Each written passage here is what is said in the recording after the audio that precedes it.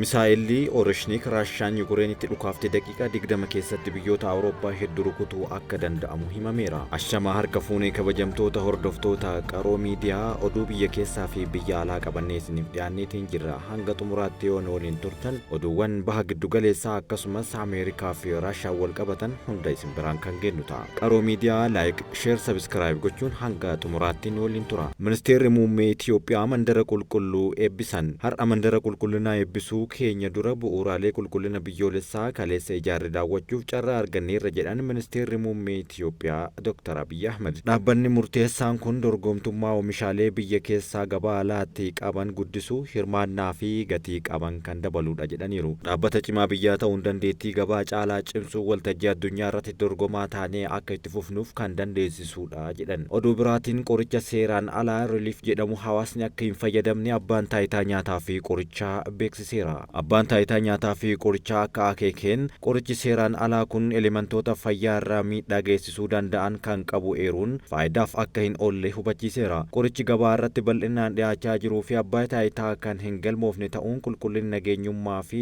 bu'aa qabeessummaan isaa hin beekamu jechuun dubbataniiru. Fedhii nyaataa dhabuu, teessisaa, dhukkubbii garaa, hirriba dhabuu, dadhabbii sirritti arguu dhabuu, enzaayimoonni turuu dabaluu fi yeroo dheeraaf yoo fayyadaman miidhamuu kalee kan hordofsiisu ta'uu miidhaalee gara tokkee qorichaa ta'uu dubbataniiru. Ammas carraa rakkoo tiruu kalee onnee dhiibbaa dhiigaa sadarkaa olaanaa hamaan qabamuuf kan saaxilu ta'uu qorannoon mirkanaa'uu ragaan abbaa taayitaa irraa argame ni mul'isa. Ministeerri muummee Hangaarii Viktor Orbaan ajajaa hidhaa mana murtii akka idil addunyaa ICC ministeera muummee Israa'el Beniyaamin Netanyaahuu irratti baase mormaniiru. Orbaan Netanyaahuun ajaja hidhaa ICCf Hangaarii akka daawwatan affeereera. Miseensa mana marii akka idil addunyaa kan taate Hangaariin muummicha ministeera Israa'el dabarsitee hin kennitu jechuun dubbataniiru. Ajajni hidhaa Netanyaahuu irratti bahee biyyoota Awurooppaa gama lamatti addaan qoodeera.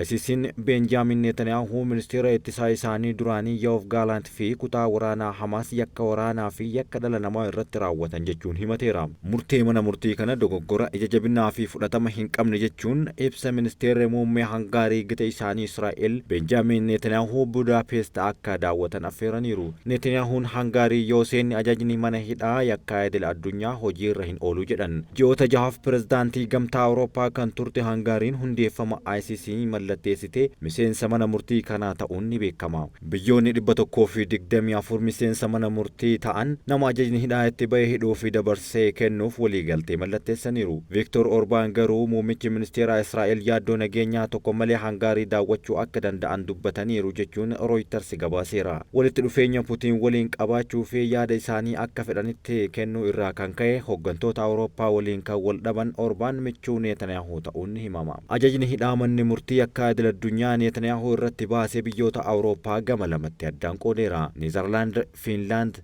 Ayerlaand, Xaaliyaanii fi Ispeen ajaja mana murtii kanaaf kabajuuf waadaa akka qaban yoo ibsan, Jaarmanii fi Faransaay ammoo ministeerri muummee Israa'el yoo dachee biyyattii irra tarkaanfatan maal akka godhan ejjennoo qaban himaniiru. Manni murtii akka idil addunyaa humna poolisii mataa isaa kan namoota dhuunfaa ajajni hidhaa itti bahee to'annoo jala ittiin oolchu kan hin qabne yoo ta'u, biyyoota miseensa isaa waliin karaa dippiloomaasii mariisisuun shakkamtoonni to'annoo jala oolchuun akka dabarfaman haala mijeessa jedhama. Kun osoo kanaan jiru waajjirri ministeera muummee akka akeeketti Netanyaahuun gara UK yoo dhufe to'annoo jala ooluu danda'a jedheera. Manni murtii akka idil addunyaa ICC'n ajaja hidhaa kan kennee fi muummichi ministeera Israa'el Benjaamin Netanyaahuun gara United Kingdom yoo imalan to'annoo jala ooluu waajjirri ministeera muummee beeksisi. Dubbi himaa waajjira ministeera muummee UK dhimma Netanyahuu irratti yaada kennuu irraa kan of qusatan yoo ta'u, mootummaan garuu dirqama seeraa akka guuttatu himaniiru. Torban amma keessa jirru kana kamisa darbee sadaasa 12 bara 2017 manni murtii akka idil addunyaa Benjaamin Netanyahuu fi ministeera ittisaa duraanii Yoav Gaalant yakka waraanaa Gaazaa keessatti raawwatamuun himataman ajaja hidhaa baasee jira. Ministeerri muummee Israa'el Benjaamin Netanyahuun beela akka meeshaa waraanaatti fayyadamuun lammiilee nagaa irratti fayyadamuu fi itti yaadanii namoota nagaa irratti xiyyeeffachuun yakka waraanaa fi yakka dhala namaa irratti raawwatamuun himatamaniiru. United Kingdom dabalatee biyyoonni miseensa mana murtii mallatteessan waliigaltee ajaja hidhaa hojiirra oolchuuf dirqama isaan taasisuun jechuun mallatteessaniiru. Deebii kennaniin mootummaan dirqama seera isaa ni ba'a jechuun cimsanii ibsaniiru. Akka seera mana murtii yakkaa idil addunyaatti manni murtii ajaja hidhaa erga kenneen booda ministeerri muudame ajaja kana waajjira haqaa dhimmi ilaallatuuf dabarsa. Waajjirri kun hidhaa Yuunaayitid Kingdom keessatti akka raawwatamu ni deeggara jedhama. Dubbi himaan muummicha ministeeraa mootummaan adeemsa seera kanaa murtii keessatti kaa'ame kan hordofuu fi yeroo hundaa dirqama seeraa biyya isaanii fi idil addunyaa ni eega jedhan. Oduu biraatiin misaayilli Oorenshiik kan Raashaan Yukureenitti dhukaafte daqiiqaa 20 keessatti biyyoota Awurooppaa hedduu rukutuu akka danda'u himame. Misaayilli kun Raashaa irraa Jarman dhaquuf daqiiqaa 14 qofa kan fudhatu ta'uu himama. Misaayilli haaraan sa'aatii tokko keessatti kiiloomeetira 12,000 ol adeema jedhame kun rukutuunis rakkisaadha jedhama. Misaayilli Oorenshiik kan Raashaan Yukureenitti dhukaafte daqiiqaa 20 keessatti biyyoota Awurooppaa hedduu rukutuus danda'a. Kiyev dhiyeenya kana Ameerikaa fi biyyoonni miseensa naatoo biroon Yukureen meeshaa waraanaa fageenya dheeraa erga kennanii booda Moskoo irratti haleellaa raawwatteetti. Akka ibsu ittisa Raashaatti misaa'illi Oorenshiik Yukureenitti dhukaafame warshaa misaa'ilaa fi kuusa meeshaa waraanaa Dniipro keessatti argamu rukuteera jedhan. Akka waraanni Ameerikaa jedhutti misaa'illi kun haaraa fi ardiilee gidduutti kan argamu yoo ta'u mataa waraana nikulaaraa qabaachuus danda'a jedhameera. Waraanni Ameerikaa Raashaan misaa'ila kana yaaliif kan dhukaaste himuun gara fuulduraattis misaa'ila kana fooyya'uu akka danda'uu fi Mooskoon misaa'ila kana caalaa qabaachuu akka dandeettu beeksisaniiru. Ogeessi qorannoo idil addunyaa Kaalifoorniyaa Jaafrii Luwis dhimma kana ilaalchisee Gaardiyaan waliin haasaa taasisaniiru. Misaa'illi haaraan Raashaa kun karoora Ameerikaa fi Jaarmaniin bara 2026tti wirtuu misaa'ila fageenya dheeraa hundeessuuf qabaniin deebii ta'uu danda'u jedhee dubbateera. Waraanni Biriteen misaa'ila haaraa Raashaan kun Awurooppaa irratti xiyyeeffachuuf kan qophaa'e jedheera. Misaa'illi kibba Raashaa irraa gara Yukureen dhukaafame kun Biriteen dhaqqabuuf daqiiqaa 19, Jaarman gahuuf daqiiqaa 14, Poolaand gahuuf ammoo daqiiqaa 8 qofa kan fudhatu ta'uu Rooyiters gabaasa isaatiin eeree jira. Kana malees daqiiqaa 40 keessatti Ameerikaa keessatti galma isaa rukutuu akka danda'us gabaasa kanaan yaadachiiseera. Dhuma irrattis Putiin Raashaan misaa'ila haaraa kana yaaluu addaan hin kuttu jechuun himaniiru.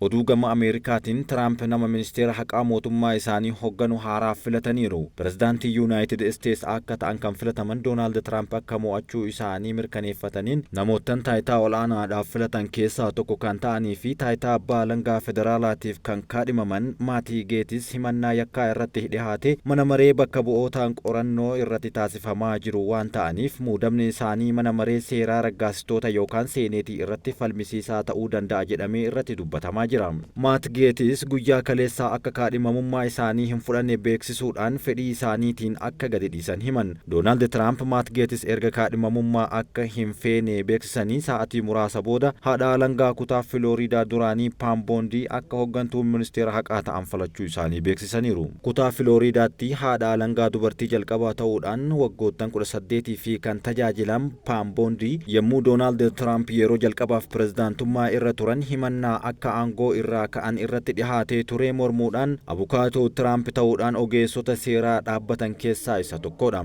Doonaald Tiraamp filatamuu Paam Boondii ilaalchisuudhaan ibsa kennaniin qorichaawwan lubbuu namaa balleessuudhaan beekamanii fi karaa seeraan alaa biyya seenaa jiran dhabamsiisuudhaaf yaalii taasifame keessatti shoora guddaa taphachuu isaanii faarsaniiru. Marsaa afuriif miseensa mana maree bakka bu'ootaa kan turan Maat Geetis kaadhimamummaa keessaa bahuu isaanii hordofuudhaan yaada kennaniin hojii murteessaa ta'e kana irratti mirkaneessi koo haqa malee yaada namaa kan jeequ ta'aa akka jiru ifaadha jechuun isaanii himannaa irratti dhihaate hunda haaluun gabaafameera. Gama baha giddugaleessaatti yoo deebinu Hizboollaan buufata leenjii teeknikaa humna qilleensaa Israa'el irratti haleellaa rookeettii raawwateera. Hizboollaa buufata leenjii humna qilleensaa Israa'el Haifaatti argamu irratti haleellaa rookeettii raawwachuu ibseera. Gareen kun wirtuu leenjii hojjettoota teeknikaa humna qilleensaa Israa'el magaalaa Haifaa Libaanos irraa kiiloomeetira 35 fagaattu keessatti ijaarame rukutee akka jiru ibseera. Buufatni akeekkachiisa dursaa raayyaa Israa'el 210ffaan ol ka'iinsa Golaan irratti ijaarame misaa'ilaan rukutamuu isaas beeksiseera. Ji'oopolitiksiin akka gabaasetti haleellaan qilleensaa Israa'el har'a kibba Libaanos keessatti lola cimaa waraana Israa'elii fi Hizboollaa gidduutti geggeeffamaa jiruun dhaga'ameera. Kabajamtootaa fi jaallatamtoota hordoftoota Qaroo Miidiyaa oduu isin biraan gahuun kan isin waliin ture an Amiin Shubbiseetii waan dhaggeeffattaniif galatooma.